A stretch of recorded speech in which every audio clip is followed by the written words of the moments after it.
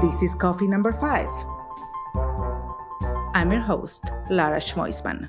Hi, everyone. Welcome back to coffee number 5. You guys shop for beauty products. I always do. Everyone has their favorite store to buy products. And there are these stores that carry many, many brands. So you can choose to be advised. But you never think who is behind the scenes in these brands. There's so much between choosing the product, training the sales force and explain, because they are the ones who need to provide information about the product. There's so much going on. So today I brought someone that I'm so excited. And I always admire her. And I met her in person and then I invited her to this podcast, and I think she's going to give us amazing information. So welcome, Margarita Arriagada. She was a former CMO of Sephora. Thank you so much, Lara. Thank you. I'm super humbled and excited, first of all, to see you again. And thank you for having me on your platform. Thank you. Thank you for being here. You discovered so many brands over your career. You work with smaller brands, with bigger brands. And you broke a lot of rules in between, because you started doing this a long time ago, being a woman, being Latina, and also breaking the rules, bringing emerging brands to Sephora that they weren't necessarily, you didn't know how they would perform in the market. So can you tell us a little bit about how was your trajectory and how did you get to where you were at Sephora and to help emerging brands?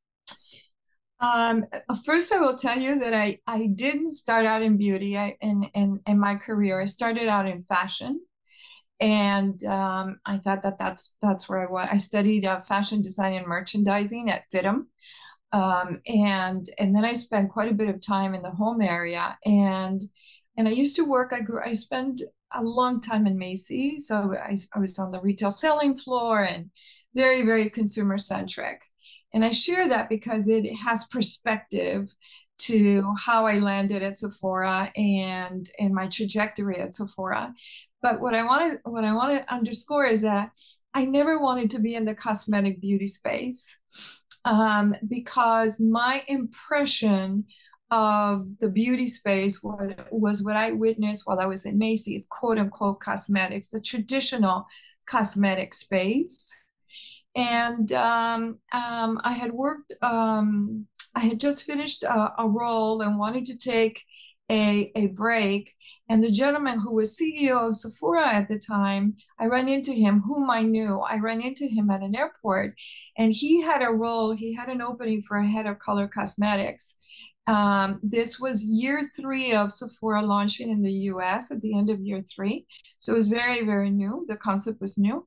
And of course I was aware of it. And he remembered, he remembered my work ethic. What they knew was that Sephora was the antithesis of department store, the department store model. And he said to me, would you be open? Would you be interested in, considering Sephora? And I said, no, I don't want anything to do with cosmetics. For me, it felt like a very traditional, very set in its way, very structured way of doing business. And I was always very entrepreneur. I was always about finding new designers or traveling the world and looking for artisans.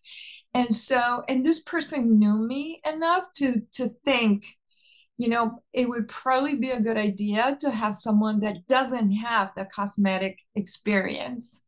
Yeah. And so I think, and honestly, I love that you come from the fashion and accessories. Well, that's where I come from too. I used to teach for the digital marketing for fashion industry.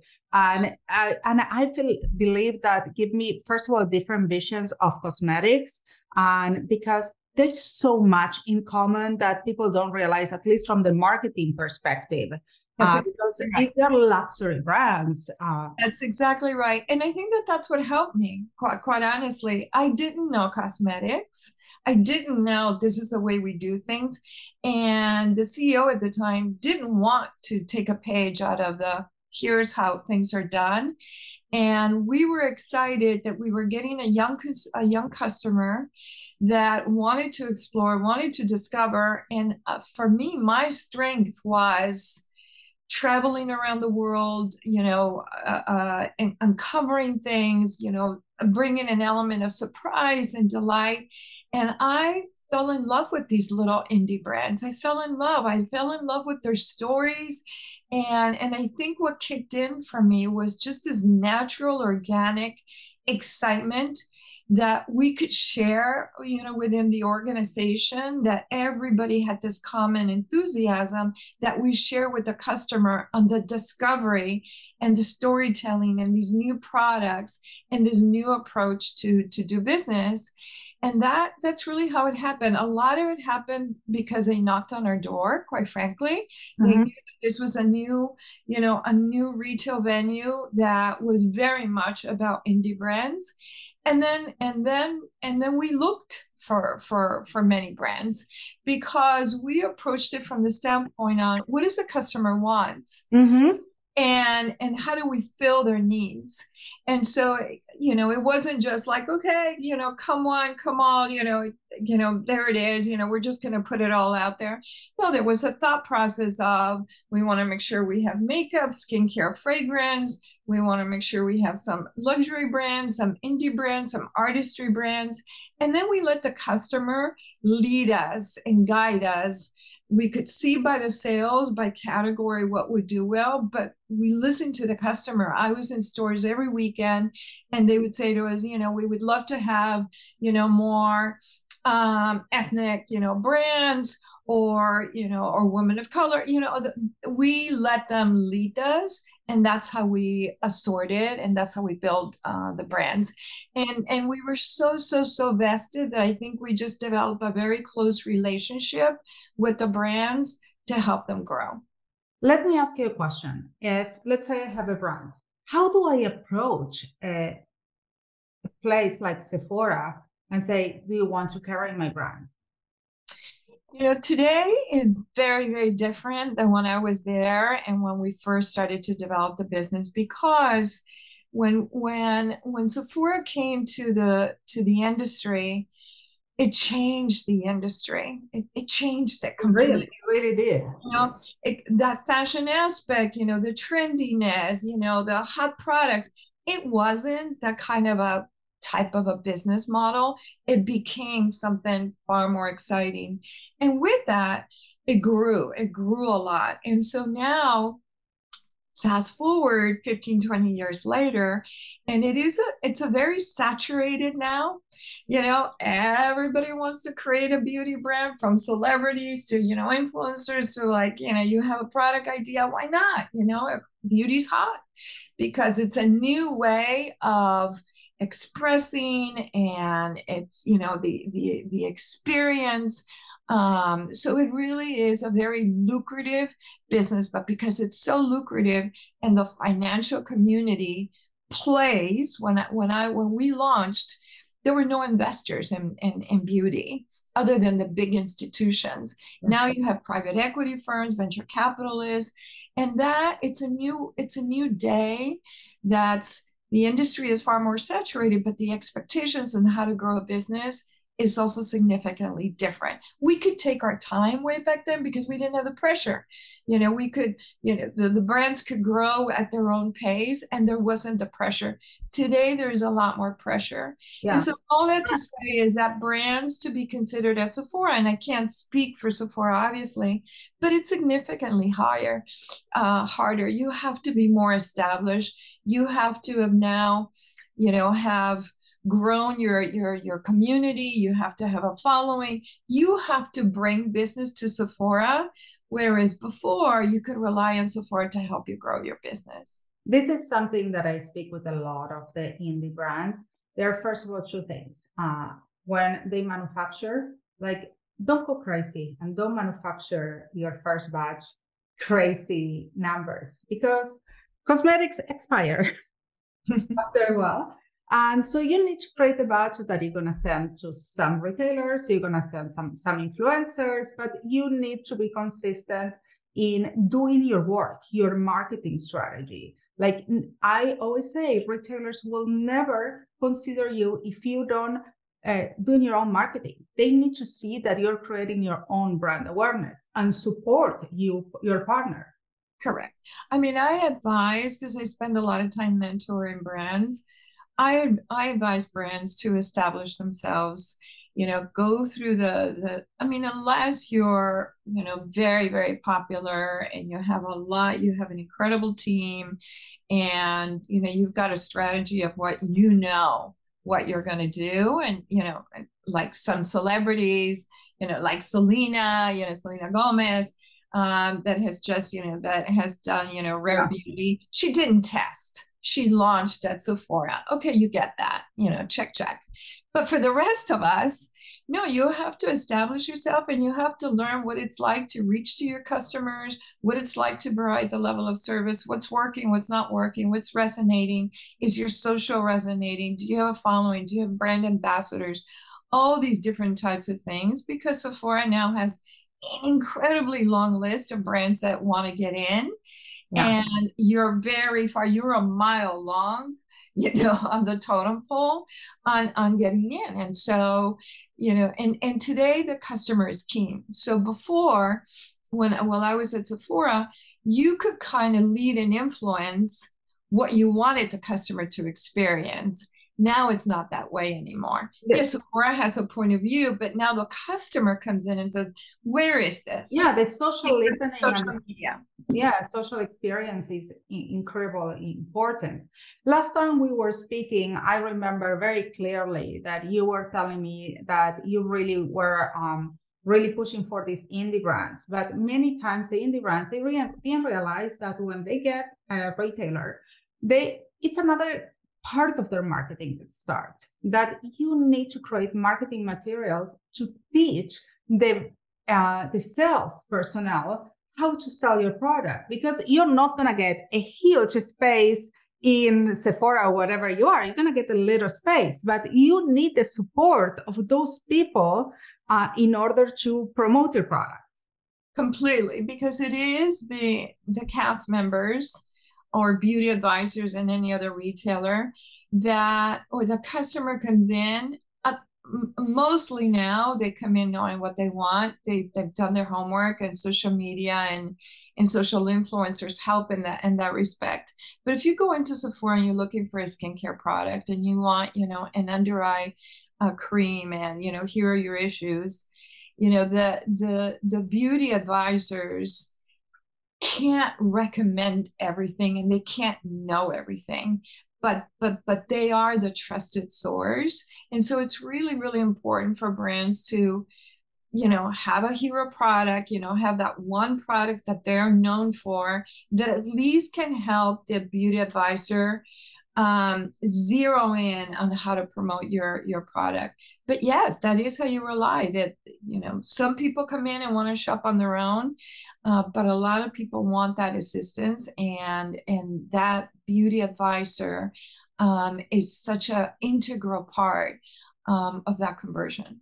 I see a lot of people that they don't realize how important it is to create marketing to support your retailer. Like I say, like, for example, if you're going to be in Sephora, because you're not going to be in every territory too, you're going to be in selected stores. So if you know that you're in Sephora in certain territories, actually, I will run ads to show up in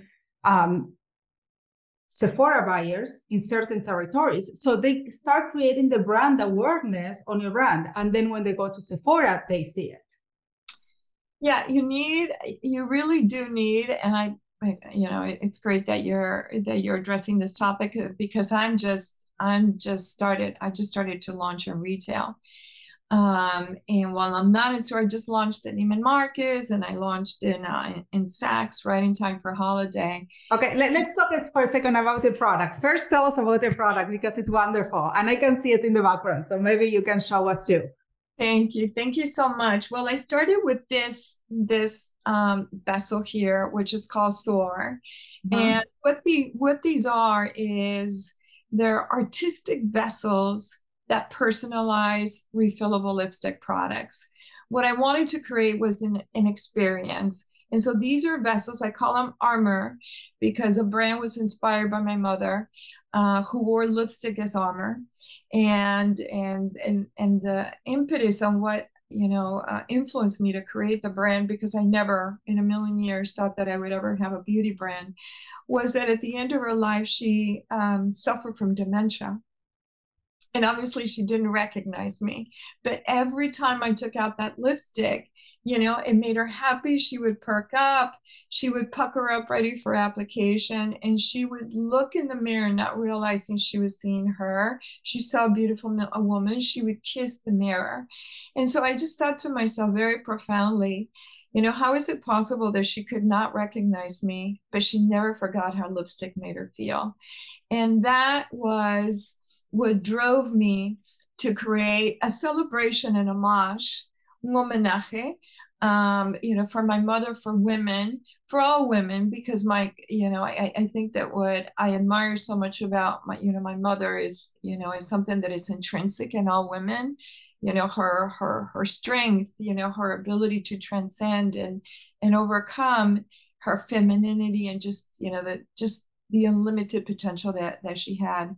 And so I wanted to create something that felt more significant than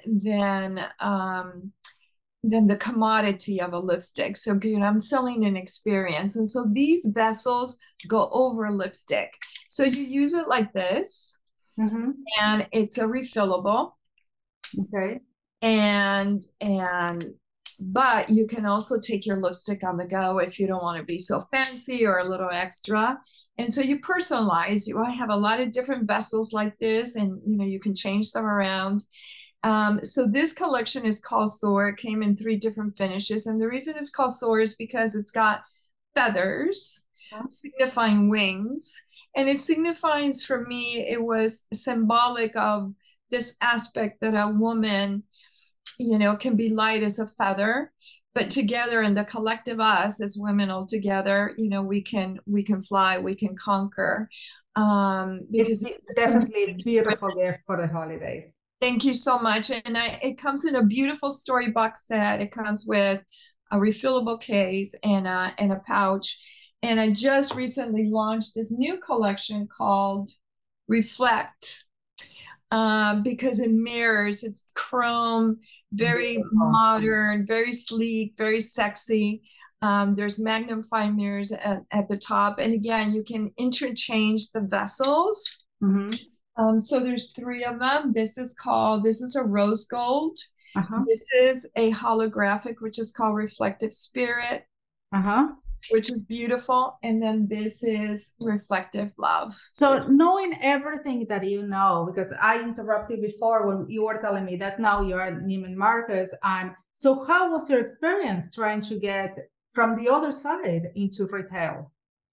Very humbling is the short answer. Very, very humbling, because, I'm the person I've always been a retailer. And so I'm the person whose door was knocked constantly. I've never had to knock on anyone's door, right? Yeah. And so, to be perfectly honest, it has been very, very humbling. But I was super self-aware. Knocking on doors is something that I'm not very comfortable with, to be honest, and I'm still figuring that out. And and as a founder, you must do that. You must learn how to ask for help, and you have to go out there and hustle. But I launched 2 years ago in the middle of pandemic at the end of 2020 with a lipstick concept that is very, very premium. It's couture, quite honestly, because it's not just again, your fashion background is coming into the beauty. And you see, you guys, how I always say that fashion and beauty are so connected. It's something that every time it's more. I mean, in the packaging, in everything, it's... and it's a statement piece. And I think that also comes from the fashion background. This, for me, feels very Alexander McQueen. And so, yes, it definitely, my background kicked in. And the aspect that there was... I remember the days of Terry Mugler in fashion, and, and seeing, in the 80s, these women that he had with these great corsets, and just and that, you know, that was the inspiration on how I created the look and feel of this product. But what I wanted to say is that I had to really feel my way through the positioning of my brand and creating that covetability and the desire. And this brand, because it is experience, it's not anything that anybody needs. It's a celebration. It's an incredible. Well, let's be honest. I mean, not you can get away without using any beauty or cosmetic brand. You can just wash your face and you'll survive. Maybe not as in the skin. You will survive. So, but feel good category, and within that feel good category, what I wanted to create is my vessels and my experience is very much about celebrating the woman, either celebrating yourself or celebrating someone else that you want to honor via a beauty product. And so that for me is what the bullseye vision is. And I wanted to you have very clear who your audience was. And I think that that's one of the biggest errors a founder of a beauty brand can make, is not starting the brand knowing who their audience is, who are they going to targeting, because everything, all the communication need to be the same. For that, you need to decide, are you going prestige, luxury, mass, mastic? What are you doing? Who's your target audience? And between those categories, you need to know what age are you going after and who's your competition. So how are you also going to differentiate from the competition? I mean, you have such a unique product that probably you didn't have to face a lot of competition out there. Oh, there's none. Yeah. I'm alone. I'm alone. I am trying to create this couture segment above where luxury beauty is today. Because when I went to create this product, and I thought to myself, what is there out there that I would gift my mom in honor, in this celebratory way of what the intention of the brand is? And there were a lot of beautiful products out there, but I didn't think that any of them delivered in this personal way, artistic way, that would be a product that you would want to keep, right? That you would remember forever, that is going to be cherished, you know, for a long time.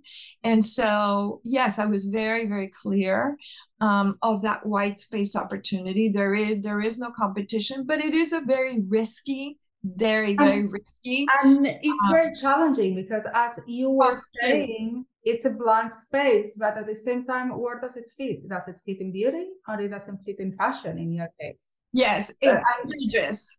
It bridges. It bridges, but at the same time, you can fit in both, which is beautiful. Both, exactly right. So I do tap in, and that took a while to learn. And so, I mean, what I would offer is that, you know, you have to have an important sense of who your customer is, your concept, very, very clear, your narrative, your communication, really the value add above and beyond the product, because having a good product today is just not enough, right?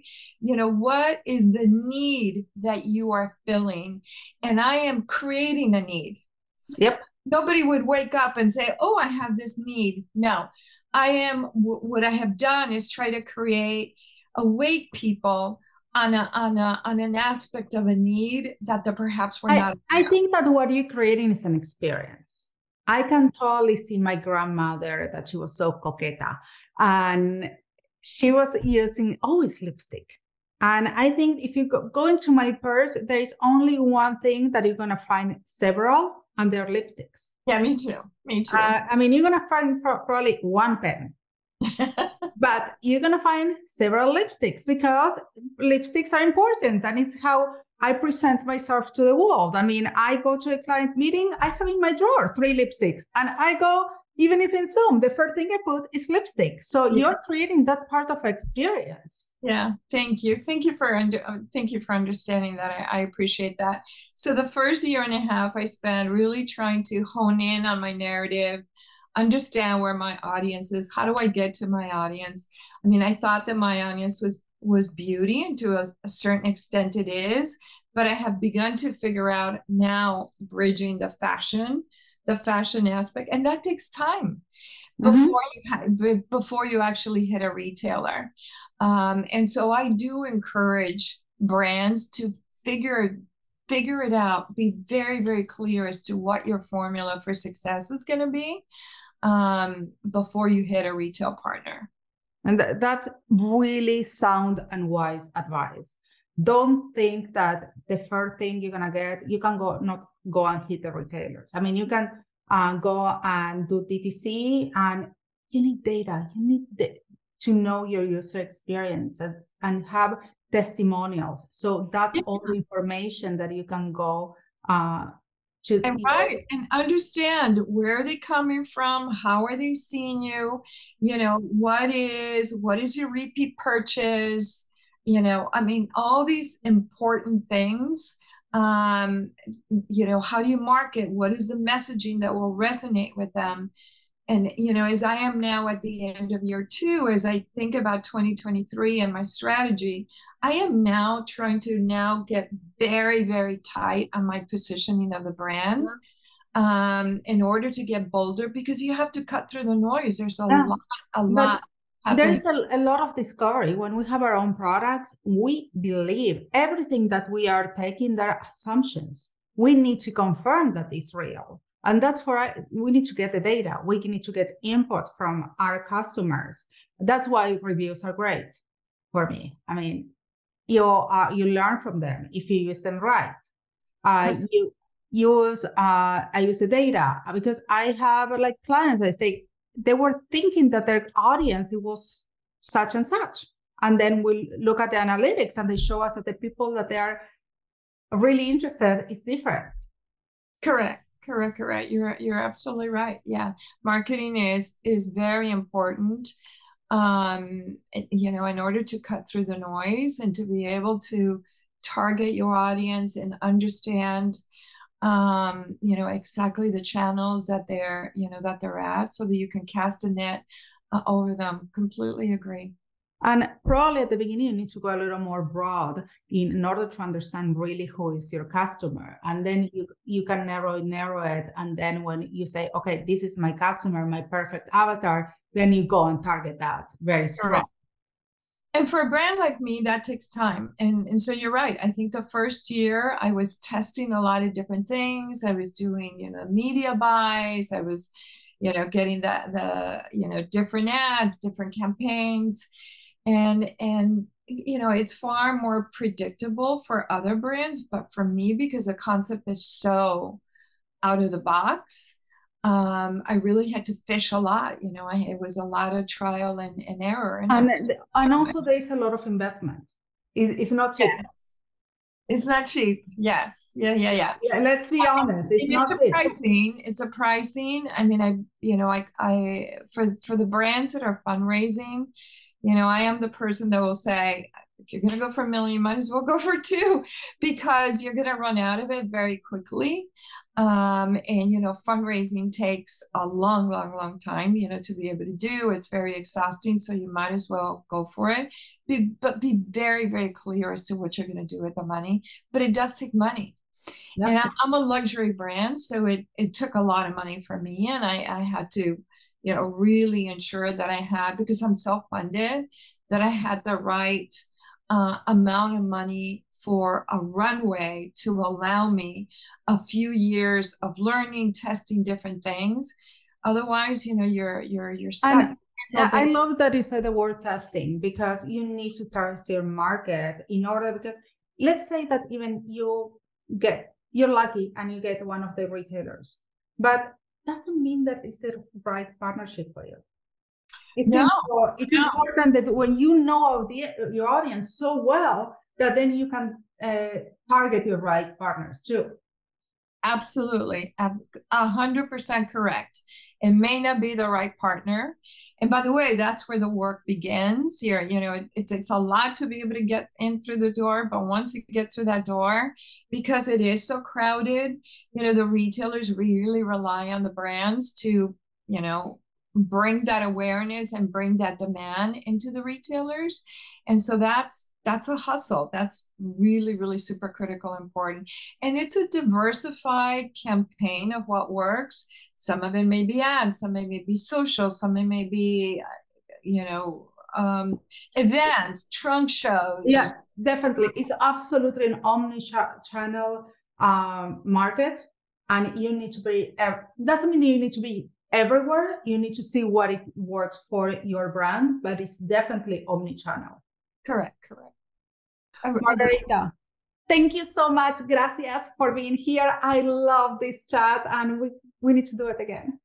We do. And let's do cafecito live, in real life one of these days soon. My very best wishes on a great year. Here's to a great 2023 for everyone, for all your entire audience. Thank you for having me on your show. I appreciate it. Thank you so much. And to you guys, we're having more next week, so stay tuned. It was so good to have you here today. See you next time. Catch you on the flip side. Ciao, ciao.